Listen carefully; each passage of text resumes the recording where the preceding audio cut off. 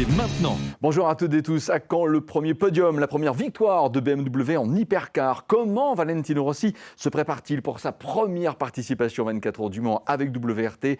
Comme vous, nous nous posons ces questions. Pour y répondre, Arrêt au stand, le magazine de l'endurance qui donne la parole à ceux qui font la course, vous propose un entretien avec Vincent Vos.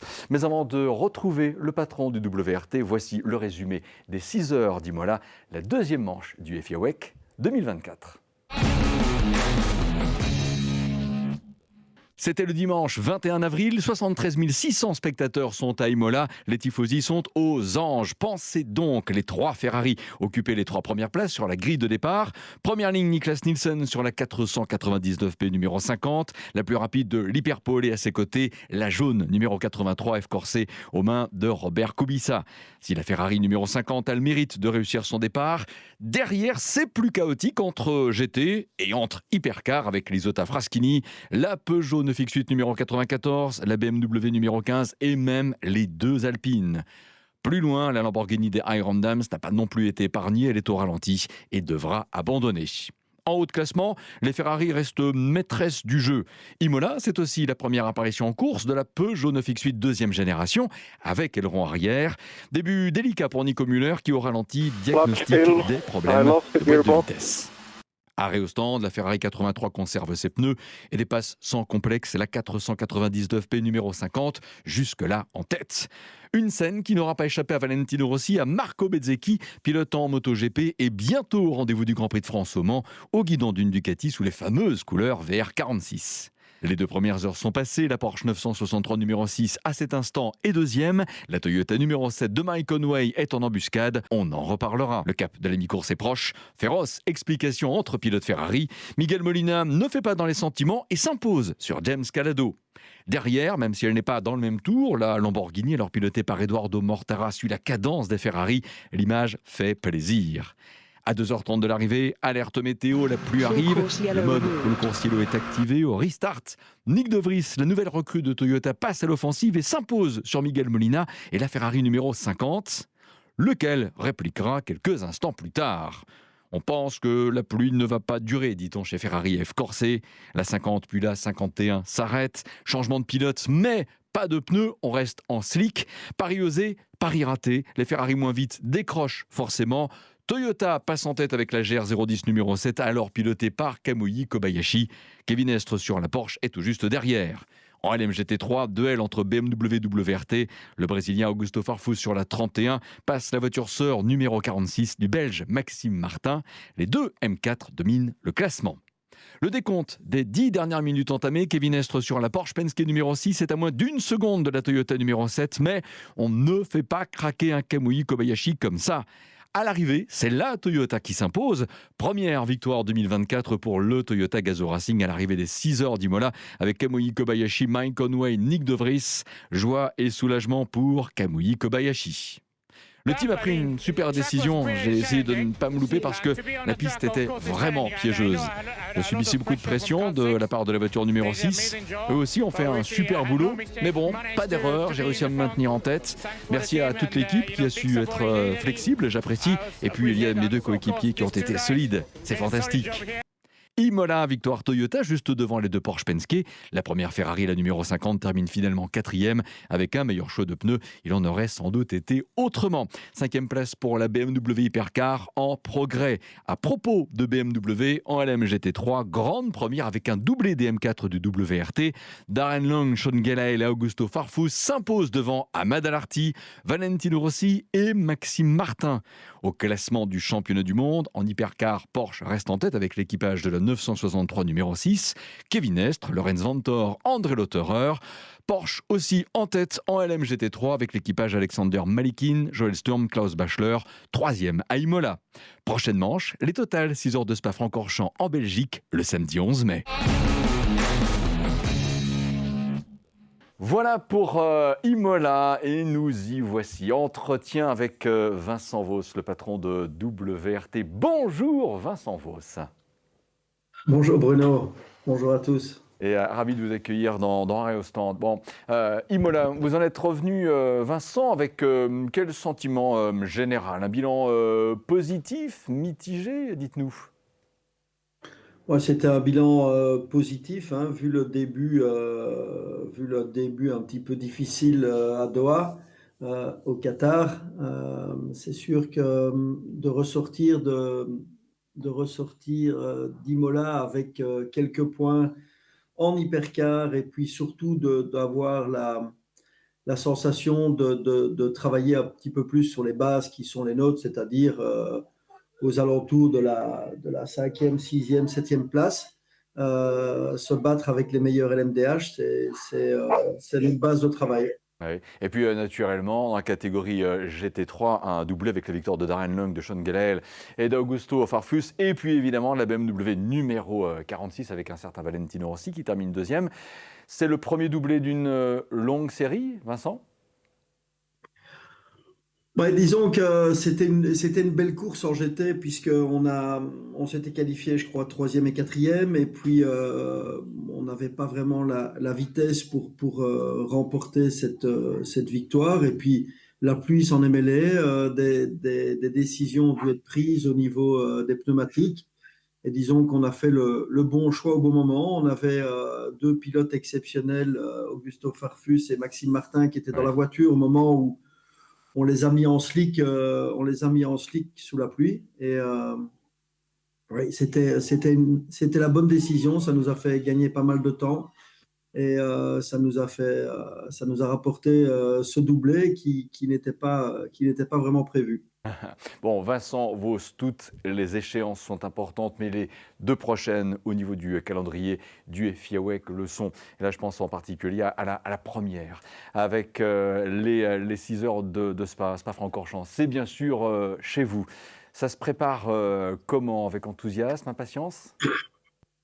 Oui, bien sûr, c'est un peu on a deux courses très importantes à Spa pendant la saison. On a les 24 heures de Spa, bien évidemment, et puis surtout cette course qui arrive maintenant, la semaine prochaine, les 6 heures de Spa, qui est une épreuve importante à notre calendrier. On a évidemment, c'est notre home race, mais on a aussi pas mal d'invités, on a pas mal d'activations pendant le week-end, donc c'est chouette. Et puis bon, c'est toujours un très très beau rendez-vous du calendrier, Bien en sûr. dehors du fait que c'est notre course à la maison. Et en même temps, c'est la course d'avant 24 heures du Mans. Et c'est ça la question. La prochaine grande étape, évidemment, que tout le monde attend, c'est le rendez-vous, la 92e édition des 24 heures du Mans. Quelles sont les attentes de BMW, une marque qui a déjà gagné 24 heures du Mans en 1999, là, qui revient en hypercar sur la feuille de route? Il y a quoi, Vincent Vos? Bah, disons que BMW, à partir du moment où ils ont pris la décision de revenir au Mans, c'était pas juste d'être présent au Mans, c'était de jouer la gagne dans cette catégorie LMDH. Voilà, on est maintenant en possession de la voiture depuis, je dirais, depuis le mois de juin l'année dernière. On a participé à pas mal de séances d'essai, on a amélioré certaines choses sur la voiture, on a amené notre petite touche, mais il y a encore du travail, bien évidemment, avant de prétendre de jouer la gagne au 24 heures du Mans. Ils ne m'en voudront pas, Darren, Sean, Augusto, Ahmad et Maxime, si je vous pose cette question, Vincent Vos, parce qu'évidemment, dans la catégorie LMGT3, vous avez un personnage, une météorite, tout le monde l'attend, l'aime, c'est Valentino Rossi. Comment ça se passe avec lui en FIA WEC et est-ce qu'il vous parle aussi des 24 heures du Mans? Lui qui était venu à Road to Le Mans déjà l'année dernière. Bien évidemment, ça fait partie un petit peu des premières discussions que nous avons eues ensemble, ou même de la première discussion que nous avons eue ensemble, c'est un peu se fixer des objectifs. Et dans ces objectifs, il y avait en point de mire les 24 heures du Mans. C'était une course à laquelle il voulait absolument participer. Et puis, c'est un compétiteur, donc la catégorie l'importe peu. Il veut surtout être compétitif. Il veut faire partie de ce qu'il faut mettre en place pour gagner. Et, euh, et on peut dire que depuis que Valentino roule chez nous en 2022, les progrès sont énormes. Et puis de voir encore un pilote qui a aujourd'hui 45 ans progresser de cette manière-là et jouer aux avant-postes et titiller les meilleurs de la catégorie, c'est assez impressionnant. Ouais. En quelques mots, Valentino Rossi va-t-il piloter la BMW Hypercar, même en essai privé, d'ici à fin 2024? Oui, ça a toujours été, ça a même été, je pense, écrit à plusieurs reprises. Andreas Rouss, qui est le patron du motorsport chez BMW, a prévu de mettre Valentino dans l'hypercar. Pas avec vraiment un objectif bien précis, mais surtout de donner du plaisir et de lui faire essayer cette nouvelle monture. Encore 2 questions en 1 minute, Vincent Vos. La première, en fait, c'est pas vraiment une question. C'est plutôt, si vous l'acceptez, des compliments.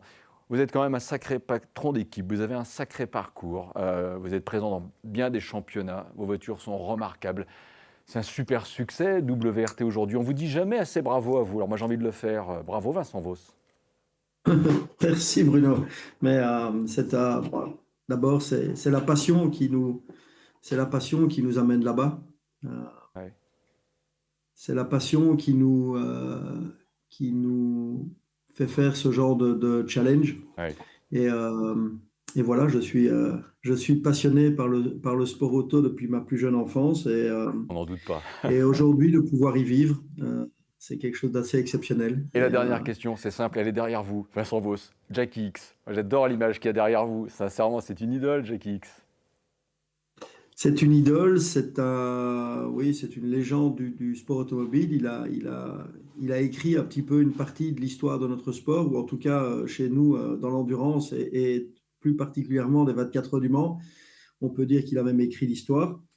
Et c'est aussi un ami avec qui Ouais, j'entretiens une relation très très sympa. Et on essaye de se voir le plus souvent possible et de passer un ouais. bon moment ensemble. Génial. Merci beaucoup, Vincent Vos. On vous dit à très bientôt, sinon on se part. En tout cas, la mi-juin pour les 24 heures du Mans. À très bientôt donc. Merci à toi, Bruno. Tout de suite, quelques brèves. Et d'abord, saluons la victoire de Suzuki à l'arrivée de la 47e édition des 24 heures moto avec Greg Black, Étienne Masson et Dan Linfoot. Suzuki devient le constructeur détenteur du record de 15 victoires sur le circuit Bugatti. 78 000 spectateurs étaient au rendez-vous. Fréquentation record, là aussi. Les spectateurs des 24 heures moto ont été les premiers à découvrir et même traverser une œuvre. Elle a pour nom Hyperspace. Elle caractérise le souterrain piéton du raccordement, une œuvre réalisée par l'artiste Grems. Elle s'inscrit dans le prolongement de Plein Champ, le nom du festival d'art urbain de la ville du Mans. L'avis de Pierre Fillon à propos de l'œuvre de Grems. Vraiment, on a un effet waouh quand on passe dans ce tunnel. Il a voulu retracer la vitesse. Et voilà, on a la vitesse sur le circuit, on a la vitesse dans l'air, on a la vitesse de la lumière. Et je vous invite tous à venir passer dans ce tunnel qui est absolument magnifique et qui va encore améliorer la beauté du circuit. Les 24 heures du Mans approchent. Le site 24h-lemans.com vous propose de découvrir le programme au jour le jour du vendredi 7 au dimanche 16 juin. À noter que 5 fan zones seront ouvertes dans l'enceinte du circuit dès le mardi 11 juin. L'idée d'un show nocturne le samedi soir avec drone et effets pyrotechniques a aussi été reconduite. Il est sorti le numéro de mai de Spirit of Le Mans, la nouvelle hypercar de Peugeot. La 9X8 Génération 2 est en couverture. À vos agendas, le jeudi 16 mai à tout pile un mois des 24 heures du Mans, le quotidien Ouest France organise une grande soirée spéciale au théâtre des Quinconces au Mans.